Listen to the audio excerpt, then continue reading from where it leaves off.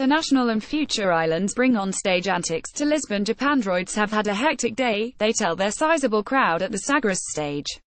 Despite it currently being late afternoon, they feel like they're reaching the end of their previous night, having not slept a wink. After playing an early hours set at around 2 a.m. at Mad Cool, another festival happening this weekend in Madrid, Spain, the Vancouver duo hopped straight on a flight, and rocked up again at NOS Alive for this late afternoon thrash. And was it worth it? It's plain from the look on Brian King's face. Despite the band's sparing setup, set standouts like the Nights of Wine and Roses and the House That Heaven Built are clattering slabs of minimal rock and roll. Over on the festival's largest stage later on, the National, Matt Berninger, especially, are in deliriously brilliant form.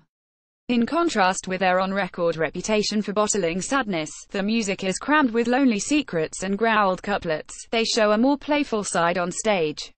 Taking selfies with the crowd, Berninger lifts the slightly ominous future ponderings of Day I Die into a different space, and when HES not draping himself across kit boxes, HES directing a robotic camera on stage so that it whizzes obediently back and forth, following him like a mechanical dog.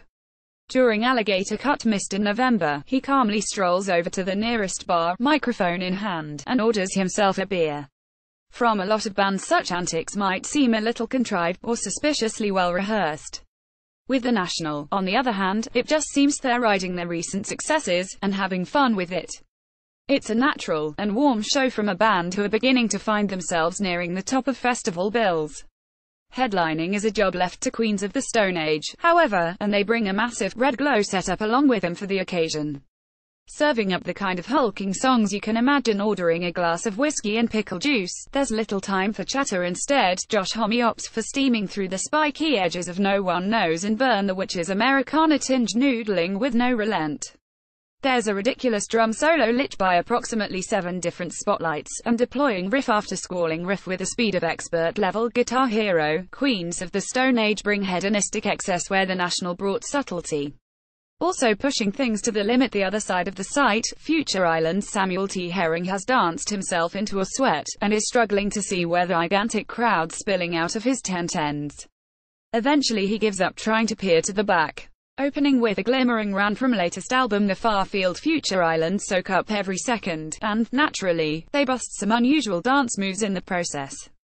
Gobbling invisible apples from the pit, clenching his fist like HES doing Total Eclipse of the Heart at karaoke. There are certain parallels between Samuel T. Herring and the National's Matt Berninger earlier on. Both bands have found themselves in charge of the late-night party slots after years of grafting. Future Islands worked thanklessly for years until their 4th album hit the big time. The National are still balancing immense critical acclaim with entertaining their newer fans. Tonight Future Islands rise to the challenge, and their beaming, swaying crowd is one of the biggest of the festival so far. Back on the main stage too. Door Cinema Club are giving the punters what they want in their pint-waving, post-headliner set, namely the big hits. Never mind banger, this lot come from the world of bangers instead. Opening with a quick-fire succession of tourist history highlights, they're a band that clearly know their strengths, and bringing the party straight away allows them more space to mix things up later on. Interspersed with Eat That Up, It's Good For You's fidgety chimes, and cigarettes in the theater, new immaterial-like game show finds room to shine equally bright.